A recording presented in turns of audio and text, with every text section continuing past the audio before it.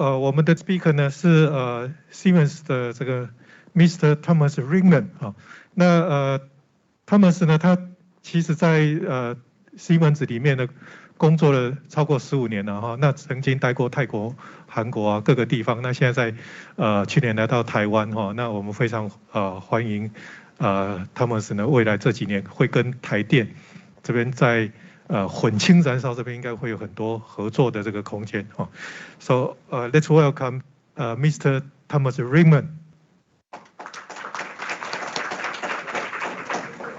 Good morning, everyone. Ni hao from my side.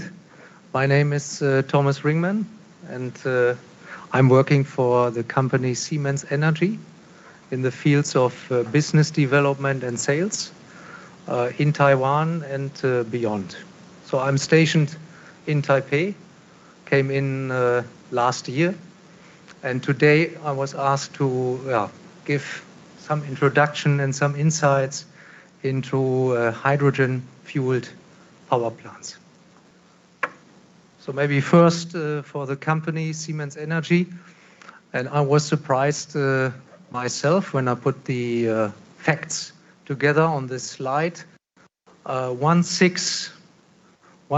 Nearly 20% of the global electricity generation is based on Siemens Energy technology.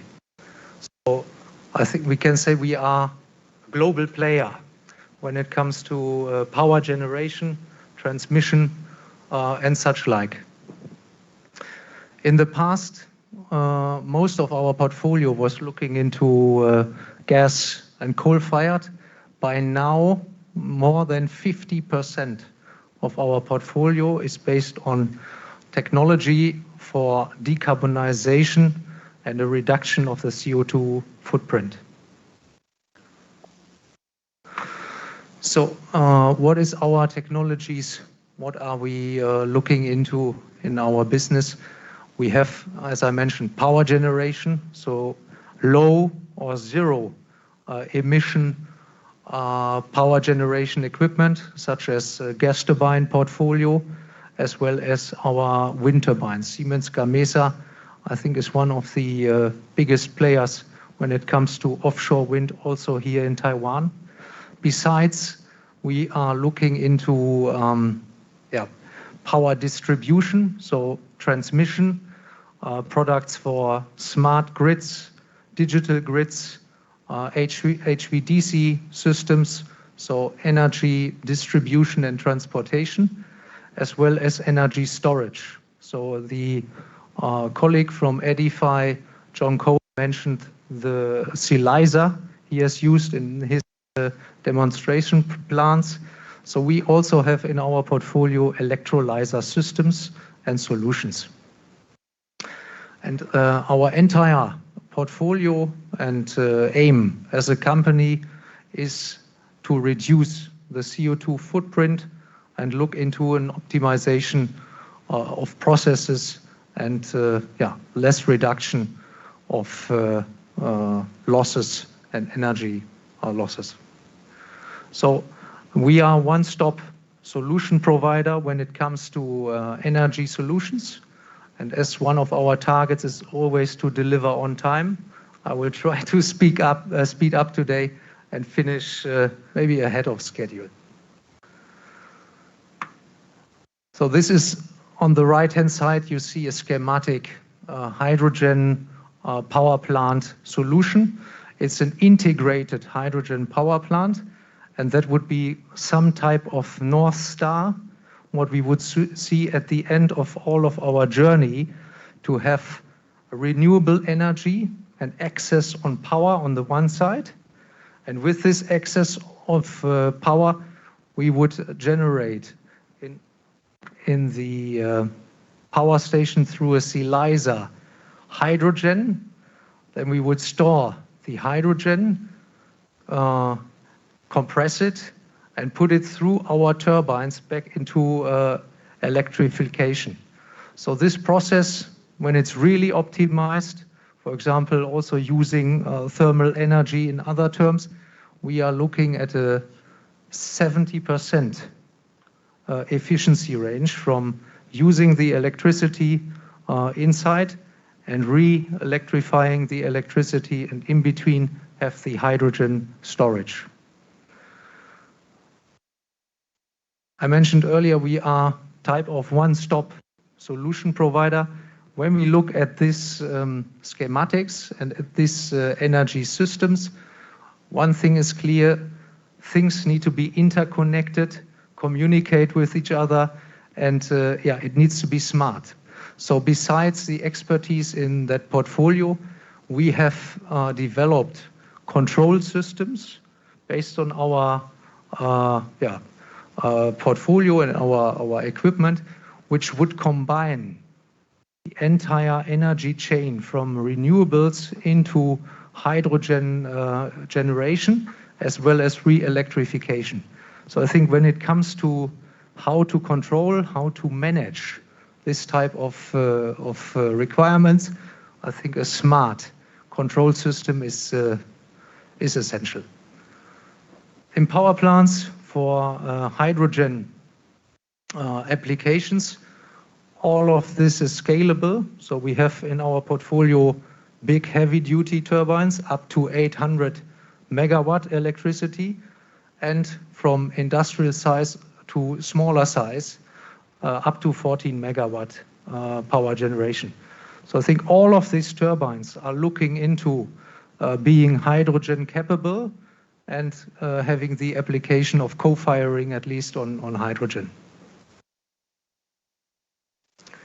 So this, as mentioned, North Star and maybe the future target, how to integrate hydrogen into power generation.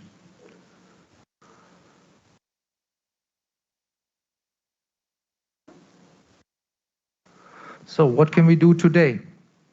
I think today, when investors are coming to us and they want to build a power station, everybody knows there is hydrogen on the radar. Hydrogen is coming, but what do I need to do today? Because nobody knows when hydrogen will be there, in what quantity, and so I think when we look up on a power station today, we would recommend any investor to at least consider, we call it a H2 ready plant. H2 ready plant means we are looking into a couple of areas and locations where you need to invest today from the beginning and consider some requirements to later on have an easier retrofit and upgrade to hydrogen co-firing or hydrogen burning power plants. Areas include the fuel supply system. So just physically, hydrogen has a much higher volumetric flow. So we need to look into sizing of piping, sizing of valves and equipment. Also, the pressure losses through the system might be much higher. And of course, the material needs to be hydrogen capable of handling with that material. Fire and explosion protection. I think earlier there were some questions about what is the law, what is the regulation. So of course, hydrogen by nature has maybe slightly higher hazard in handling such a medium. So we need to take care that the systems are already in place to handle these hazards. In the HRSG, so the downstream side of the gas turbine, we also need to look that we have the material in that section which can cope with the exhaust conditions, which might change using hydrogen as a medium for fuel. Safety integrity levels, I think that is, that we do overall studies. What we have done in Germany with one of our partners, TÜV Süd, we have used this as an independent company to look into our hydrogen power stations, which we develop, and we got a certification that our approach I think, is H2 ready and safety proven. No? So one portion I didn't touch on the areas we are looking into when we design power stations today. That is a gas turbine itself. So all of our gas turbines per se are able to fire up to 100% hydrogen. All of the turbines we have in place are with this, I think, 100% future proof. The point which we need to develop and really look into with investors in detail is about the combustion system itself. So the combustion system, when we look at hydrogen, the firing temperature is 300 degrees higher than on LNG. The flame speed is 3 times faster compared to LNG or methane burnt fuel. And I think the ignition time of hydrogen is only 1/3 of the ignition time LNG is using. So all of these things make it quite a challenge to design the combustion system. So on this one, we also have, depending on the ratio of hydrogen you want to co-fire or you want to have 100% hydrogen firing, different requirements and different challenges to cope with. The good thing is, I think our turbine on combustion systems, you take the combustion system which is in today, you take it out and you replace it with one which suits the requirements. The turbine itself, except for the burner, would stay as it is. So I think for a retrofit, for future upgrades and making it hydrogen capable, this is a very reasonable approach.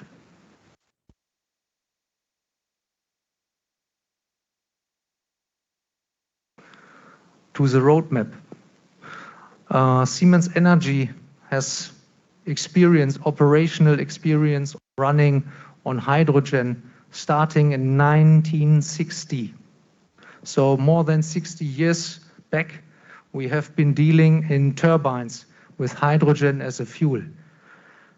At that time, mainly driven by the industry on oil and gas and petrochemical, less than on power stations, and on a different combustion technology. So early 2000, there was an initiative to look into coal gasification. Carbon capture, it was one of the big drivers. At that time, the idea was to use coal, make gas, synthetic gas out of it with hydrogen, and then burn this through gas turbine. This technology did not really come to the market. However, we looked into it. Let's say in detail, we had coal gasifier in our portfolio at that time, and we invested in that time already in combustion technology, which is capable of handling this type of fuels. So what I want to say is burning hydrogen for us is something for the future, but it is not new. So there is experience and technology already today available. We have by now one turbine which is already 100% hydrogen ready, so we could burn 100% hydrogen through one turbine type. It's our SGT 600, and we will have by next year, I think, the second turbine, an SGT 400, coming in, which also then will be able to run 100% on hydrogen. So how do we see the future? We would expect, as a technology and equipment provider, we would expect first customers with 100% hydrogen requirements by the end of this decade. So maybe 2028, 2029, I think we are seeing much more hydrogen application compared to today. And our roadmap on R&D works and on development is of course aligned with what the market demands and what the market will see. So the other turbines in our portfolio will also be developed up to 100% hydrogen capability by end of this decade. So by 2030, I would state our entire portfolio would be fully hydrogen capable.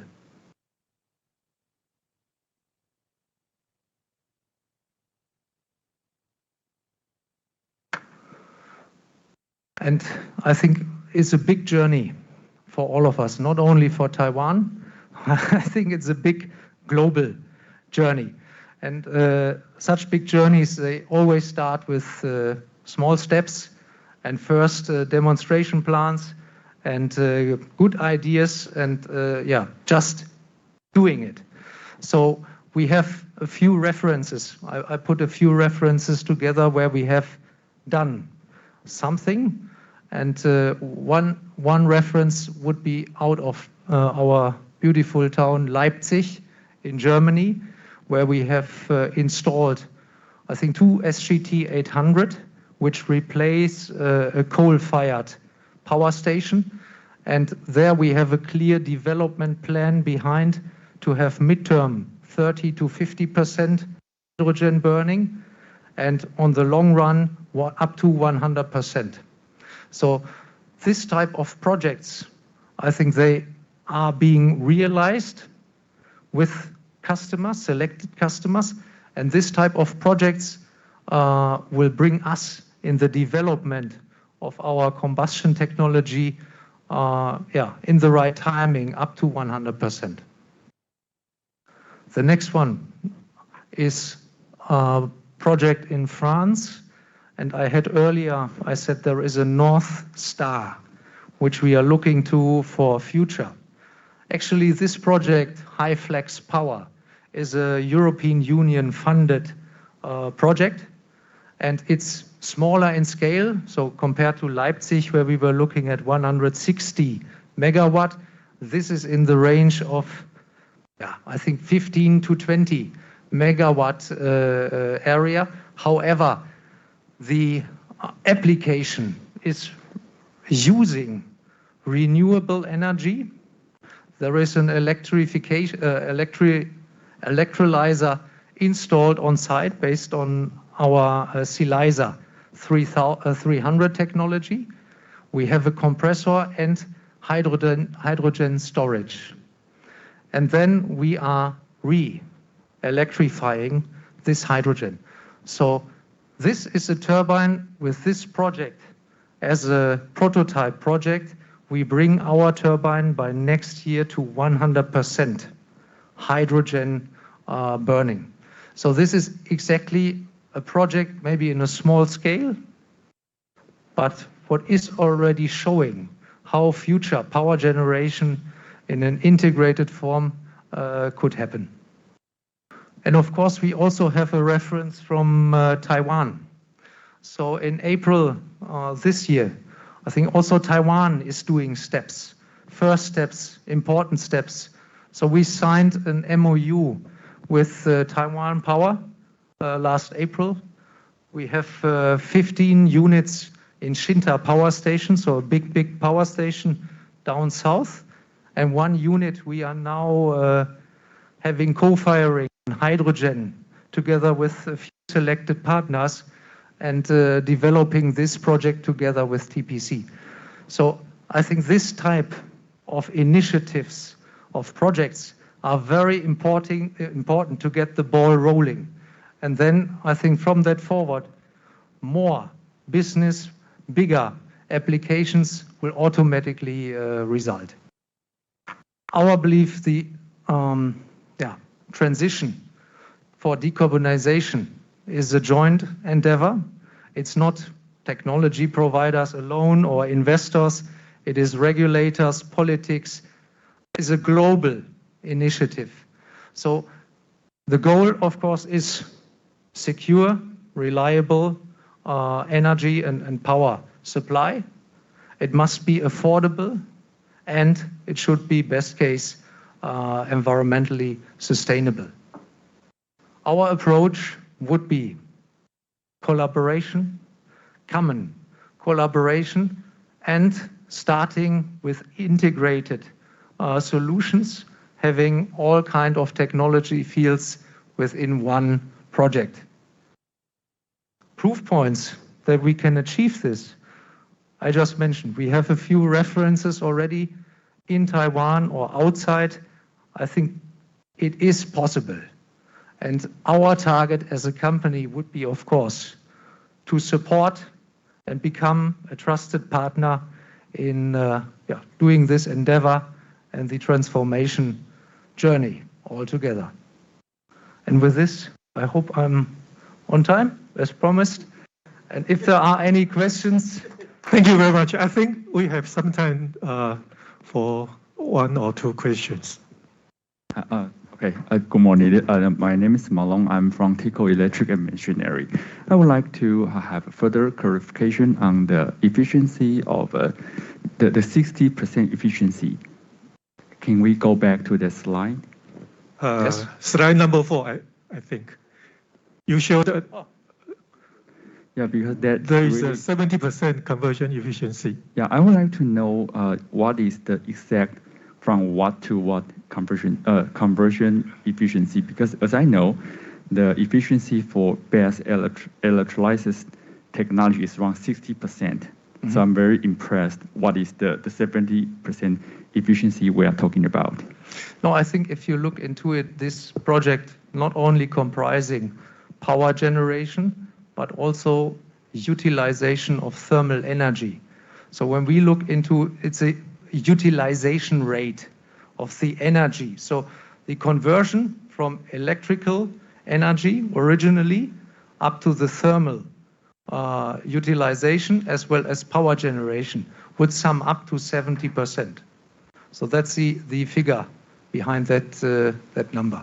If you only look into electrical generation alone, of course, I think the losses would be different.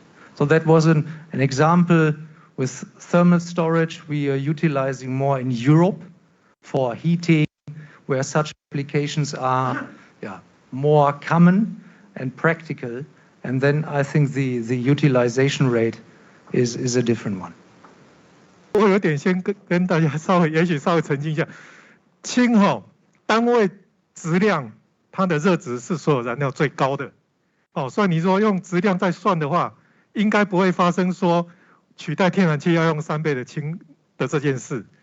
用质量来算，那如果用体积来算，那就会，因为氢的密度很低，所以用氢的话可能要3倍的体积才有办法补足天然气。但是用质量来算，氢反倒是可以节省质量了哈，就是你3倍的原来的天然气，你用1/3的质量应该就够了啊，所以可能是中间有一些 loss 这样哈。